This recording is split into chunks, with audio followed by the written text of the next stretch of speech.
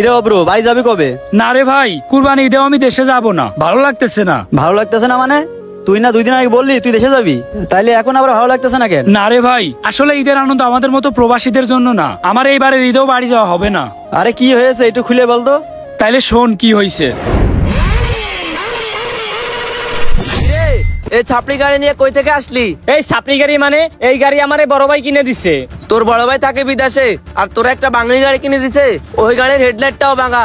আর দেখ আমার বাপ আমারে কি কিনে দিছে, আর 15B4 জীবনে চোখে দেখেছিস? এই বেড়ে এত ফালতু কথা বলিস কেন?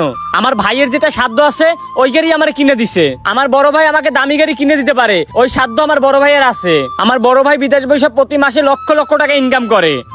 হ্যাঁ, তোর বড় ভাইয়ের কাছে টাকা থাকলেও কখনো তোকে ভালো গাড়ি কিনে দিবে না, কারণ তোর বড় ভাই তো একদম কিপটা। এই বেটে এরকম সামান্য একটা গাড়ি নিয়ে তোরা এত অহংকার দেখাস কে? আমার বড় ভাই যদি চায় এনি টাইম এরকম একটা বাইক কিনে দিতে পারে আমাকে। ফকিন্নির বাচ্চা, সামান্য গাড়ি মানে এই গাড়ি তুই জীবনে চোখে দেখেছিস? এর দাম 6 লাখ টাকা। এই বেটা, এই গাড়ির দাম 6 লাখ টাকা তো কি হয়েছে? আমার ভাইরে যদি এখনই আমি বলি এখনই আমাকে এই গাড়ি কিনে দিবে। ওই ওসমান আলাই কয় কি, বন্ধু তুই আসাইলি রে, দুনিয়া উল্টে যাবে, তারপরও কোনোদিন তুই এরকম গাড়ি কিনতে পারবি না। ওহ, কিনতে পারবো না তাই না? দাঁড়া তোদের দেখাইতেছি।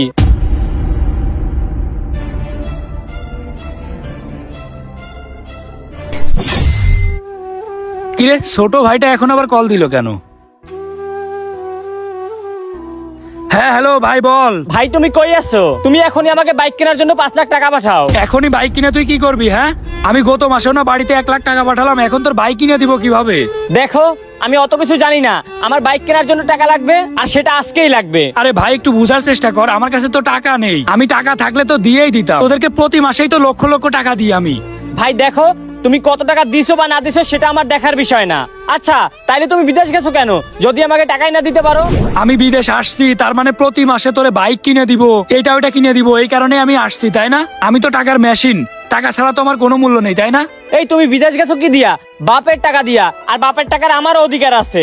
আরে ভাই সামনে কুরবানির ঈদ, কুরবানির ঈদে আমি বাড়িতে আসবো, তোদের সাথে সবার সাথে একসাথে আমি ঈদ কাটাবো, এই কারণে আমার কাছে 5 লক্ষ টাকা আছে। ওই টাকা আমি দেশে এসে খরচ করব, তোরা যদি দিয়ে দিই তাহলে আমি দেশে আসবো কেমনে? দেখো ভাই, আমার সাফ সাফ কথা, তুমি যদি আমাকে বাইক কেনার জন্য টাকা না দিতে পারো তাহলে তোমার কোরবানিতে বাসা আসা লাগবে না, তুমি ওই জায়গায় ঈদ করো, তোমার যেন আমি দেশে দেখি না। তুমি যদি আমাকে টাকাই না দিতে পারো তাহলে তুমি দেশে এসে কি করবা?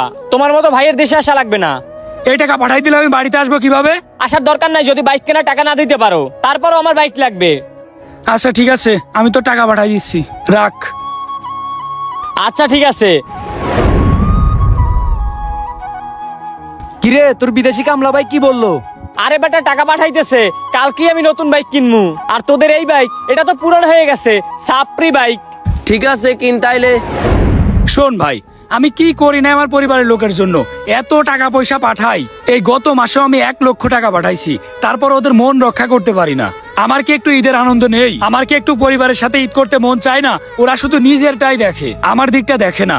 আসলেই ভাই, আমরা প্রবাসীরা হচ্ছে টাকার মেশিন, আমাদেরকে সবাই টাকার মেশিন মনে করে। আমাদের কাছে যদি টাকা না থাকে তাহলে আমাদের কোনো দাম নেই। ছোট ভাই রয়েছে টাকা পাঠাইছি, এখন ওর কাছে আমি কত ভালো। ওরে যদি টাকা না দিয়ে আমি দেশে যাইতাম, সবার কাছে আমি খারাপ হয়ে যাইতাম, কারণ আমি তাদের মনের ইচ্ছা পূরণ করতে পারি নাই। আর আমরা প্রবাসীরা, আমরা যদি পরিবারের লোকের মনের ইচ্ছা না পূরণ করতে পারি তাহলে আমাদের মতো প্রবাসীদের আসলে কোনোই দাম নেই। আমরা মনে করি সবাই আমাদেরকে অনেক মূল্য দেয়, কিন্তু সবাই আমাদেরকে মূল্য দেয় না, আমাদের টাকা পয়সাকে মূল্য দেয়। টাকা দিতে পারলে বউয়ের কাছে ভালো স্বামী, টাকা দিতে পারলে মা বাবার কাছে ভালো সন্তান, টাকা দিতে পারলে ছোট ভাইয়ের কাছে ভালো বড় ভাই। শোন ভাই, আমরা আসলেই টাকার মেশিন, আমরা যদি টাকা না দিতে পারি তাহলে সবার কাছেই বোঝা। এই 45 ডিগ্রি তাপমাত্রার ভিতরে কাজ করে টাকা ইনকাম করে আমরা দেশে পাঠাই, তারপর ওদের কাছে আমরা ভালো হইতে পারি না। ওদের কাছে আসলে আমি আপন না, বুঝছিস? আপন হচ্ছে টাকা। তুই একটা জিনিস চিন্তা কর ভাই, আমাদের প্রবাসীদের কাছে কেউ যদি বাড়ি থেকে কল দেয়, প্রয়োজন ছাড়া অপ্রয়োজনে কেউ 1 মিনিটও কথা বলে না, প্রয়োজন ছাড়া কেউ একবারও কল দেয় না। যখন টাকার প্রয়োজন হয়, যখন ভালো ভালো গিফটের প্রয়োজন হয়, তখন কল দিয়ে খোঁজ নেয়। প্রয়োজন শেষ তো আমাদের প্রতি ভালোবাসাও তাদের শেষ। আসলে এটা আমাদের প্রতি ভালোবাসা না, টাকার প্রতি একটা টান। একটা জিনিস মানতেই হবে ভাই, টাকার কাছে আসলে কোনো কিছুই আপন নাই, বুঝছিস? যাই হোক, আমি চিন্তা ভাবনা করেছি আর 10 বছরেও বাড়িতে যাব না। পরিবারের লোক একজন প্রবাসীর প্রতি যতই ভালোবাসা দেখাক না কেন, টাকা ছাড়া দিন শেষে একটা প্রবাসীর কোনো মূল্য নেই। প্রবাসী ভাইদেরকে নিয়ে এরকম সুন্দর সুন্দর ভিডিও আর কে কে দেখতে চান অবশ্যই কমেন্ট করে জানাবেন।